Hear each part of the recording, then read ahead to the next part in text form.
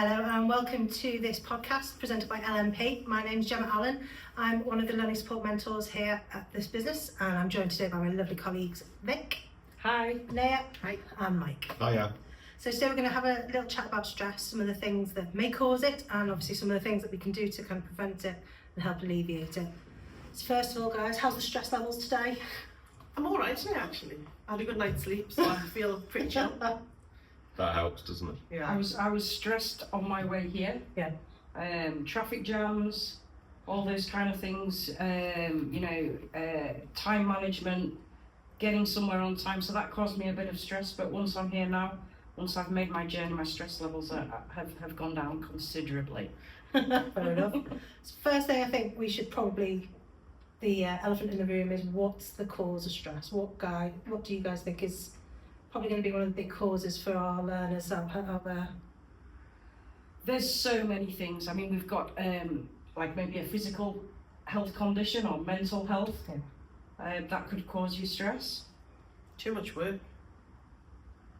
Like assignments, trying to balance everything, trying to balance assignments, trying to balance a job, a life. Work-life balance in general, work-life balance. Yeah, there's a webinar for that, guys. If you want to look at that one. That's the thing that learners mention most often, isn't it? Mm-hmm. It's the balance. It's getting time to do everything, isn't it? Yeah. Their apprenticeship Feel quite work done, to overwhelming. work, family life. Mm-hmm. There are other factors too, such as things like discrimination. Mm-hmm. You know, it might be homophobia, racism, any of the sort of equality, the protected characteristics, anything like that. Mm-hmm. It could be perhaps that you're lonely. You know, you're away from your family, you've got your own flat, you feel quite isolated. Yeah, that money kind of thing. worries. Yeah. Yeah. Obviously, you might be you're getting paid now. You're on your apprenticeship, trying to balance things. If you've got bills to pay, that's always, I think, something throughout life that Oh gosh, yeah. stresses people out. So what are we going to do to change that then? What can we do to kind of make that easier on ourselves, but things that we can do, that we can implement in our lives that are going to reduce that stress and help us deal with it a bit better? I feel like it depends on how you. Do you even realise you're stressed sometimes?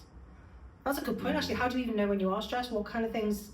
I know for me personally, I get very agitated, so I'm very quick to anger. I'll snap at my partner or my kids. I can be quite, not nasty, that's not the right frame, but I'm very quick to shout or to be angry, and I know that that's my problem, it's not theirs, they haven't done anything wrong. But I need to be reminded that I need to breathe out. I think sleeping, you can't sleep if you're stressed out. I think you worry, you stay up late, you worry, you can't get to sleep, you've got things going round and round in your mind. And it's about really sort of trying to learn not to think about those things, trying to block it out. Yeah. Do you ever feel stressed, Mike? Because I've never heard you say you feel stressed. Yeah, I think generally men don't speak about things so much, don't they? Or that's the stereotype, isn't it? I don't know if nowadays if it's still the same, but I think women speak a lot more to each other about how they're feeling, don't they? Or ask each other. Men just get on with things, probably don't ask each other. We just want to have a laugh, really, don't you? So, but it's important to speak about these things. But yeah, I do, similar to Gemma, really. I think sometimes we don't realise we're stressed, do we? We need a little bit of stress, they call it eustress, don't they, to get us motivated, to get the adrenaline going. But then distress is when you're too stressed, things are on top of you. So I used to meditate, I found that really helpful. Okay. When I left uni, it was a recession, so there were no jobs around. So I did find that really helpful at the time, meditation. Now I wouldn't do that, I'd exercise instead, not heavy exercise, just a walk, but that helps, doesn't it? Yeah. Gets the dopamine going, endorphins, doesn't it? Makes you feel better. And if I feel I'm not going to sleep as well, which can lead to stress, I'll go for a walk as well. But it's a balance, isn't it? It's planning, being organised, then you know how much time you've got, because we put too much on ourselves often, don't we? So it's managing that, isn't it, really? I think you need to be really kind to yourself. A lot of times you're sort of down on yourself. I think, maybe to just be a bit kinder, to say, you say you did meditation and stuff, but even to just sort of give yourself positive affirmations, to say 3 things that you've done well that day, 3 things that you're proud of that day, that will release a little bit of the stress. Definitely. And you mentioned, you know, like exercise and stuff like that. Getting back to nature is a really key thing Yes. with stress. Mm. Go for a walk in your local park. Go for a walk if you can find your local wood or something like that, and just sort of clear your mind. Put some music on. Just do it by yourself, just to clear your thoughts a little bit. Because when you are stressed, you've got those thoughts going round and round, and obviously stress can lead to anxiety.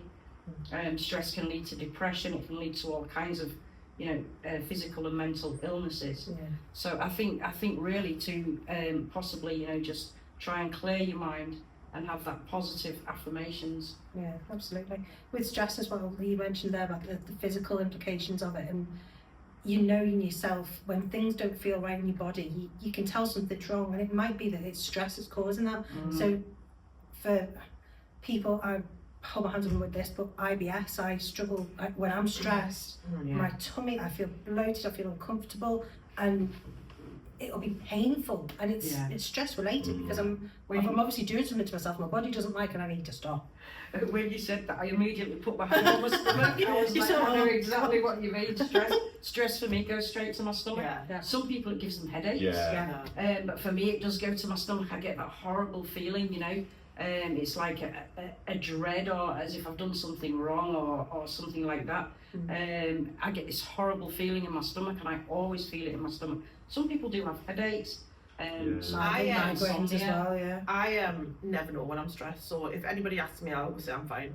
And then actually sometimes I've got to sit down and go, like, I get acid reflux. Then I know that I'm stressed, and I'm like, oh, everything just like hurts around here. But I get a lot of headaches actually, and I wonder if they are to do with stress.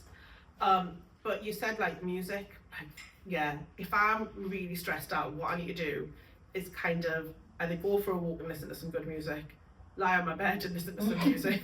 I just need some music. And I like to write things down. So if there's something that I can't get off my mind, and especially like if it's causing me to not sleep, and you shouldn't really go on your phone before you go to sleep, but I'll write it in my notes section so that I've kind of cleared it away.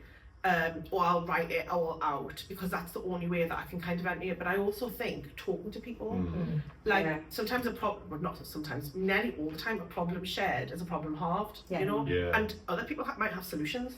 We always ask the learners that when we start our first session, don't we? Do you have people to speak to, friends, family? Because it does make you feel better, and I think men especially are notorious for that, not opening up, not saying how they feel, asking others how they are.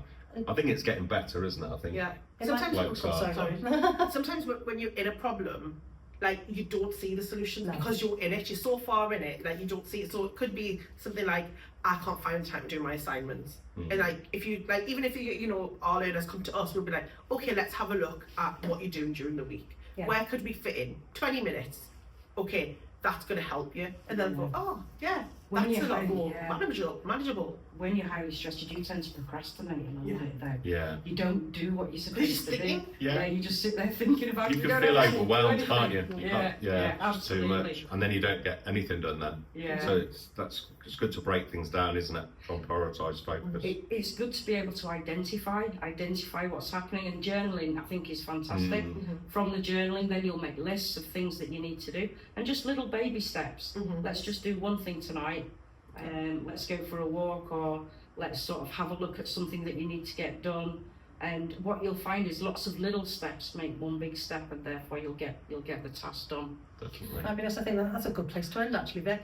So go from there then. What are key recommendations then? If we're feeling stressed, we recognise that we're stressed, what are we going to do to? For me, talk to somebody. Definitely talk to somebody. Offload. You've taken mine, Vic. But honestly, listen to music. Listen to something that makes you happy. Some form of exercise or relaxation. You need to switch off sometimes, don't we? Absolutely. I think mine would be probably along the journaling. Write it down, speak to someone, get it out there, stop, rethink, refocus, crack on.